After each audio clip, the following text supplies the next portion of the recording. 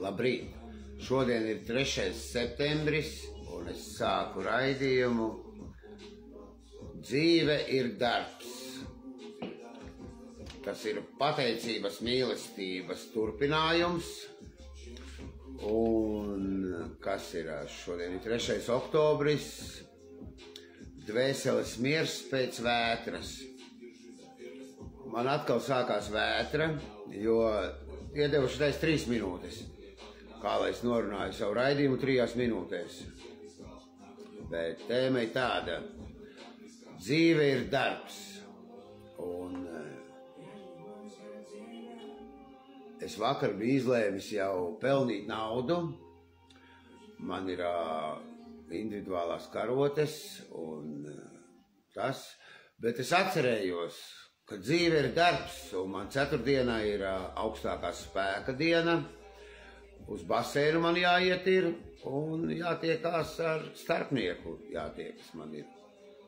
Un izkrita man naudas pelnīšana, un atkal es lūdzu augstāko spēku, iedod man šodien laiku papelnīt naudu, iedod laiku. Bet jāved vecākais dēls uz lidostu, un jaunākais dēls uz autoostu. Atkal atņēma man naudas pelnīšanu. Nu, centīšos kaut kā pa starplaikiem, bet es jau sevi zinu. Ja augstākais spēks grib, lai es kalpoju par šoferi, pelnošais darbs pagaidīs, jo viņš ir uz ceturtdienu. Nu, bet līdz ceturtdienai kaut kā asinis no deguna kaut kā jāuztaisa. Jāuztaisa ir, skatāties pie DVD ar Laurencio. Filmu operators turpinās filmēt, ko viņš dara.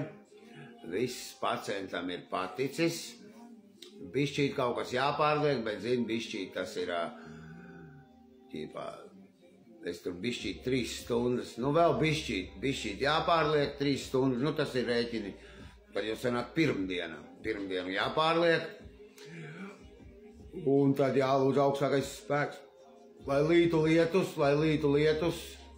Jo māceklis manējais, ja ir saule, tad viņš strādā daudz vairāk pelnošā darbā, nekā pie manis var nopelnīt. Un tāpēc augstākais spēks, galaktiskais, dod lietu mums lietu. No riteni, ka ņemšana grūti būs pabraukt, bet darbies, nauda nāks.